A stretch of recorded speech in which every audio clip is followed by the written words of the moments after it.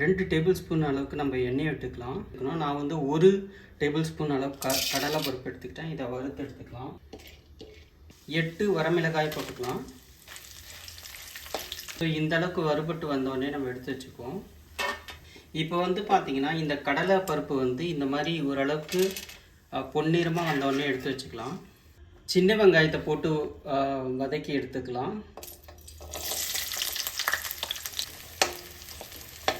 சின்ன வெங்காயம் ஓரளவுக்கு வறுபட்ட உடனே கட் பண்ணி வச்சுருந்த 7 பல்லு பூண்டை போட்டுடலாம். இதையும் சேர்த்து நல்லா வதக்கி எடுத்துக்கலாம். இப்போ இந்த கறிவேப்பிலை இலைகளை சேர்த்துடலாம். இப்போ இந்த நீல வாக்கில் கட் பண்ணி வச்சுக்கிட்ட பெரிய வெங்காயத்தை சேர்த்துடலாம். வெங்காயம் வந்து கண்ணாடி மாதிரி வதங்கின உடனே நம்ம நெல்லிக்காய் அளவுக்கு புளி வச்சுருக்கோம், இதை சேர்த்துக்கலாம். தேவையான அளவுக்கு நம்ம உப்பு சேர்த்துக்கலாம். ஸோ வெங்காயம் வந்து கண்ணாடி மாதிரி வதங்கிடுச்சு, பார்த்தீங்கன்னா தெரியும். இப்போ வந்து ஸ்டவ் ஆஃப் பண்ணிடலாம். ஆஃப் பண்ணிவிட்டு நம்ம தேங்காயை துருவி வச்சுருக்கிறோம் 3/4 கப் அளவுக்கு. இதை வந்து சேர்த்துக்குவோம். இப்போ இந்த மாதிரி நல்லா மிக்ஸ் பண்ணி விட்டுருங்க.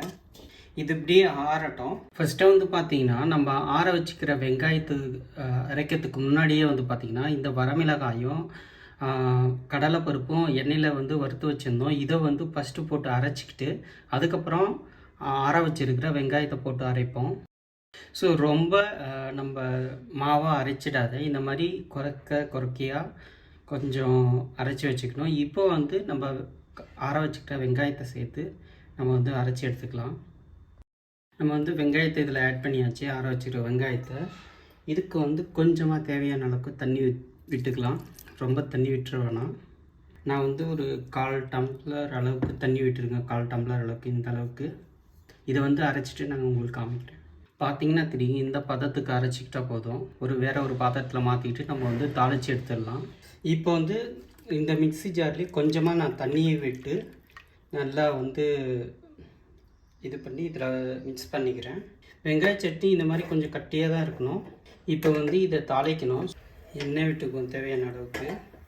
1/2 டீஸ்பூன் வந்து கடுகு போட்டுக்கலாம். 1 டீஸ்பூன் வந்து உளுத்தம்பருப்பு போட்டுக்கலாம். 2 சின்ன வெங்காயத்தை கட் பண்ணி வச்சுருக்கேன், இதை போட்டுக்கலாம். இப்போ 2 மிளகாய் கட் பண்ணி வச்சுருக்கேன், இதை போட்டுக்கலாம். கறிவேப்பிலை போட்டுக்கலாம். இப்போ இந்த தாளிப்பை வந்து இதில் எடுத்து போட்டுக்கலாம். சுவையான வெங்காய சட்னி வந்து ரெடி ஆயிடுச்சு.